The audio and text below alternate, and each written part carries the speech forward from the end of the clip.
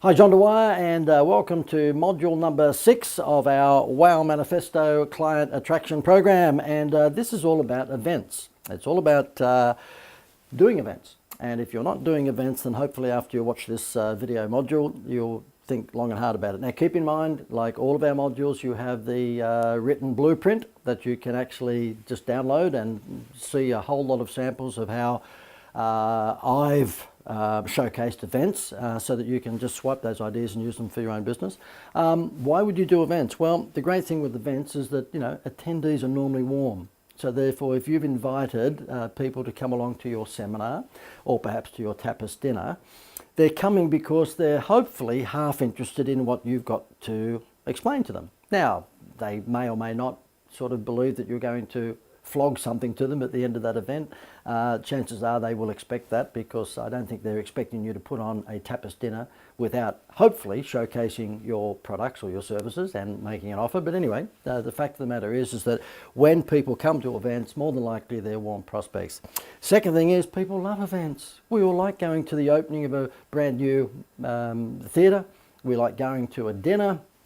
My view is that if you are going to hold an event, probably dinner. This is offline, by the way. We'll talk about online events in a moment. But if you're going to hold a bricks and mortar event, I believe an evening event is the way to go.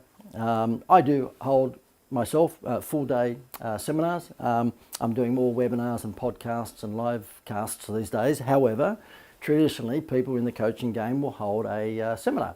And that seminar does go all day. It goes from 9 through to 5, and there's plenty of people still coming to my events that are willing to give up a day to learn all of the stuff that you're getting on this program.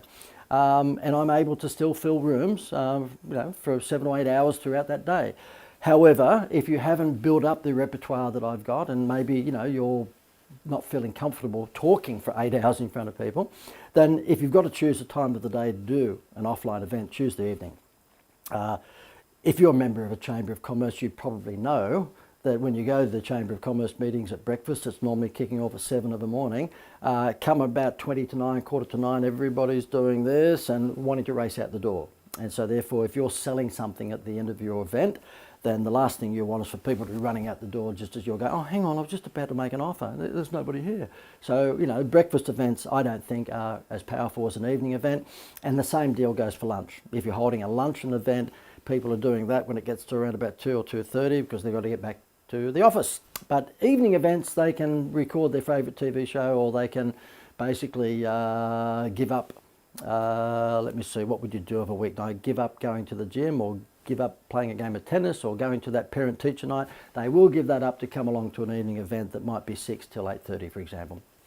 Okay, so therefore, why don't you consider an expo, a tapas dinner evening, a high tea, a seminar or festival? Let me tell you about high teas. I've got to tell you about high teas. I'm a blokey sort of bloke, if you haven't worked that out already, okay? I'm a typical guy. So high teas are not really something that would excite me. However, I've discovered over recent years that if you want to attract women to anything, just hold a high tea. And it doesn't matter what business you're in. You don't have to be in the restaurant or cafe business to hold a high tea.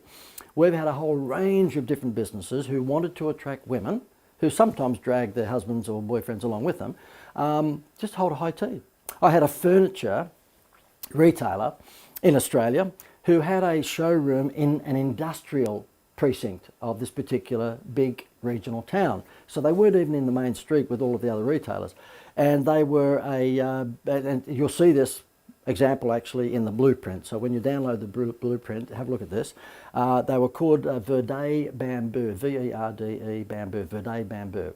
And they were a bamboo flooring and furniture company. So pretty upmarket. And I was talking to the two owners. It happened to be women, probably in their mid-30s, I guess. And I said to them, look, hold a high tea to bring people out into the industrial precinct where you are, because you're not benefiting from just walking traffic going past and go, oh, it's a furniture shop, I think we'll go in there. They're in the middle of an industrial factory area. But their showroom was knockout. Don't ask me why they were there, but that's where they chose to put their showroom. It was just knockout. When you went into their showroom, you saw bamboo furniture, dining room tables and chairs and bamboo flooring. It was just knockout. It was unbelievable. But of course, you needed to be there to experience it. So I said, well, get people to come along. And they said, oh, look, we don't think a high tea is going to work for us. We're a furniture retailer. I went, give it a shot. So anyway, after they'd been part of my private coaching program for some time, and I think they got sick of me being the broken record, saying it over and over, because they were not doing it. And eventually they said, all right, JD, we will do it. So they put some radio ads on the local radio station. They put out basically newspaper advertisements inviting women to bring their husbands to come along and enjoy a one-day expo, which was also a high tea. So when you went there were going to be, handymen showing you how to put the flooring in yourself. It was a DIY. It was showing you the various furniture that could complement your flooring. There was a lot of money in the flooring, by the way, so they were pushing that. Guess what? They rang me on the Monday. They held this on a Saturday. And they rang me on the Monday with the tail between their legs, because these two women were pretty sceptical and said, all right, JD, you are a blokey bloke. We don't know why you're going on with this girly high tea thing, but we'll do it. We'll just shut you up. We'll do it. They rang on Monday. They were quite happy to have their tail between their legs, by the way, because it earned them a lot of money. They said they took 1 month's normal sales in 1 day. So on the Saturday that they ran the high tea expo, it was called a high tea expo, they took 1 month's normal, regular takings in just that 1 day. They were flabbergasted. And so what do you think they did? They held some more high teas, and they experimented weekdays as well as weekends. The good thing with the weekend, if they held it on a Saturday, then obviously the women did bring their men along. We told the men, of course, there would be a beer and there would be wine and so forth for them as well. And it just knocked out. So it's all about bringing bees to your honeypot by holding an event. So therefore, think about how you can hold an event. We'll get onto online in a moment, but I've had a real estate agent in another regional town, just coincidentally, it was a regional town, but it could be cities, and the real estate agent was on my private coaching program, and I said to him, well, really, at the end of the day, what are you after? He said, well, I'm after appraisals, which hopefully, once I get 10 appraisals, there's 1 or 2 or 3 of those turn into a listing. You know that a real estate agent can't make money unless they've got product, and that's why they're looking for homes to sell, which are called listings in the trade. But what they're always trying to do is get you and me to get a free appraisal of the value of our property, so that if someone says to us, well, did you know your property's worth 1.5 million, you might think, wow, I might cash in. Then they get a listing. So I said, well, if you want all of those potential appraisals, why don't you hold not a real estate show, nobody's going to come along to that, but have a home and garden expo. And they went, go on. And I said, well, every city in the world has these big expos. There's flower expos, there's home and garden expos, there's toy expos, there's travel fairs, and so on and so forth. There's even expos called sexpos, okay? And so he said, okay, well, what do we do? This is the real estate agent. I said, we'll promote that you're having a home and garden expo. And basically it's all about home improvements and so on and so forth. And he has a very big car park behind his real estate agency, about the size of maybe 3 or 4 tennis courts, okay? About a quarter of a football field. So he leased out the car park to various exhibition stands. People who built swimming pools, people who did solar power, people who did fencing, people who laid turf, landscapers, you name it. Anyone that had anything to do with enhancing your home were there with, basically little expo stands. Went nuts, absolute nuts, okay? So therefore he promoted it on the local radio station and promoted it online and the whole thing. He would have had hundreds and hundreds of people come to this expo before mid-morning on a Saturday.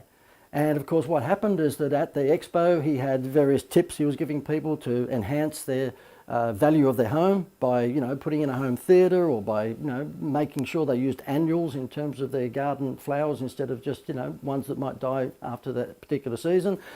He had tips on how you could actually get more money for your home. Anyway, cut a long story short, at the end of that 1 day expo, I think from memory, this was a couple of years back, but from memory, I think he said he picked up 39 appraisals, and I didn't know what that meant in terms of comparison. He said, let me say this to you, we normally would get something like about 8 or 9, maximum 10 appraisals over a whole month. We got 39 appraisals on 1 day before 3 o'clock on a Saturday. It's called bringing bees to your honeypot. Let me tell you about the online world. Let me see what I've got here. Okay, it's selling once to many. Before I get on to the online thing, I've jumped ahead of myself. It's just about selling once to many.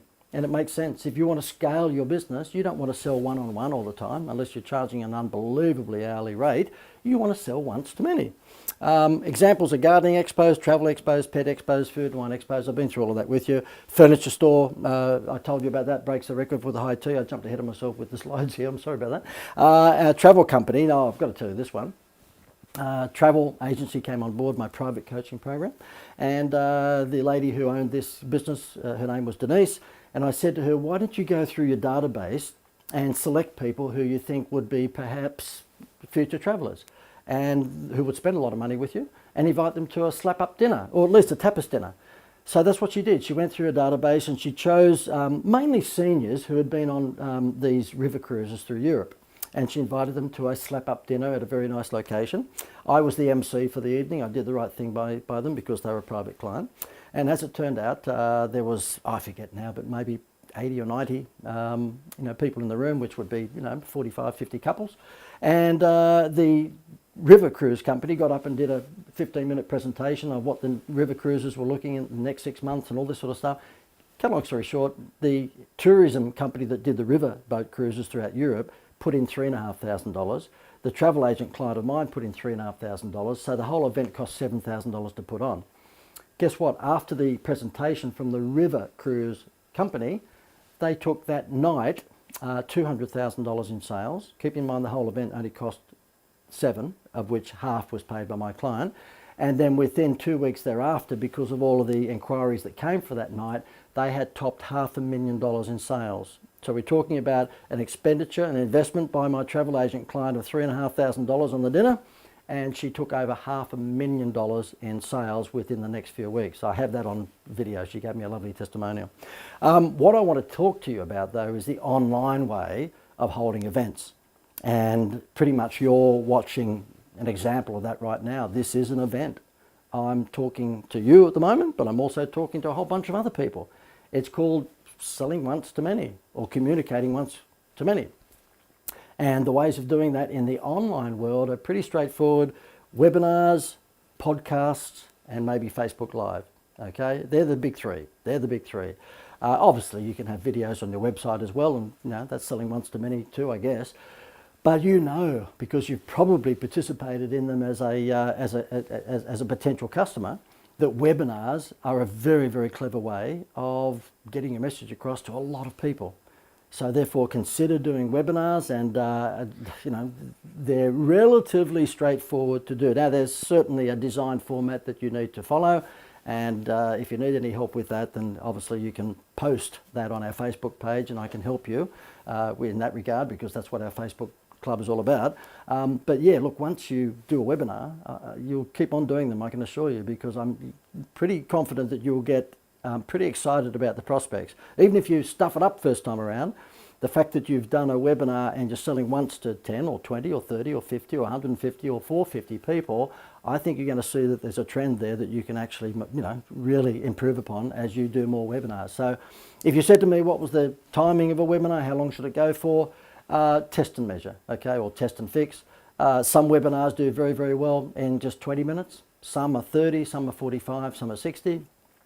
In my case, I do a lot of them, and we trial 30 versus 45 minutes versus 60 minutes versus 90 minutes. We do all sorts of different times for our webinars, and we work out which ones get most traction for what particular audience. Another one, of course, is podcasts, and podcasts is just basically your own radio show. That's what it is. And again, if you need any assistance with regards to that, then obviously post any questions you have on the Facebook page. And one of the really, really, really potent forms of holding an event is a Facebook Live broadcast. Okay, and that's just powerful, powerful stuff. I held a live seminar event in a capital city here in Australia not so long ago, and it ran from 6 to 8:30. And in the room I had around about 70-something attendees who were business owners or managers of businesses, and we decided to do a Facebook Live of that event. Now it ran from 6 through to 8:30. So that's a pretty long Facebook Live. But people are home from work and hopefully they've got some time. So what we did is that we just spent about $200, I think it was about $200, on boosting some Facebook posts to tell people that they could watch on Facebook Live this 2.5-hour event. And I think probably maximum we spent was a couple $100. So we put out a couple of pay-per-click ads just 48 hours out, and we put out some newsfeed posts on Facebook and Instagram, and we just boosted those. Guess what? 10 minutes into the seminar that I was doing for a live audience of 70 odd people, the camera guy that we had with my iPhone came up to me and said, have a look at this. And there was a video playing at the time, so I had time off from the audience, and I looked at nearly 400 people. Like 10 minutes into my seminar that we were broadcasting via Facebook Live, we had nearly 400 people on that broadcast. And thankfully, my stuff must be reasonably engaging, because throughout the 2 and a bit hours that we ran the event, our numbers in terms of Facebook Live went between 280 and 350. Okay, so we lost a few people because they can't hang around for 2 hours, but to get 280 to 350 people hang in there with you for 2 hours shows that your content must be reasonably engaging. And guess what? At the end of that Facebook Live, we made an offer of a program. We took $55,000 just over in sales over the Facebook Live sort of audience. So the people watching on Facebook, forget what we sold to the room in terms of coaching program, we took $55,000 by lunchtime the next day from people who were watching on Facebook Live. That's money for jam. That's income that wouldn't have been there had we not decided to spend a couple of $100 lousy on broadcasting my live seminar via Facebook Live. So seriously, even if you're holding a live event, if it happens to be a seminar, you might like to Facebook Live that at the same time. You can easily do that by just putting an ad in one of the online recruitment sites and asking for a uni student that's been doing a video course to come along and hold their phone in front of you for half an hour, whatever it might be. Okay, I don't suggest you would Facebook Live a high tea. I don't think you're going to keep people engaged over that, but I think you know what I mean. So therefore, events, it's all about selling once to many and taking advantage of today's technology so that many could be quite a number of people. Now, let me tell you what's coming up in our next module. This is all about, oh my goodness, this is a good one. You wouldn't expect me to say anything else. Video testimonials. In my next module, it's all about showing you how to capture the right video testimonials and how to use them to your advantage, particularly on the homepage of your website. So hopefully you'll see us in, that would be module, what is that? That's module number 7. And by the way, again, if I can just remind you that you have a whole bunch of resources and information and basically case study swipes that you can grab from the blueprint for this particular module. So therefore download the blueprint and grab more information about events from that. Thanks for joining us.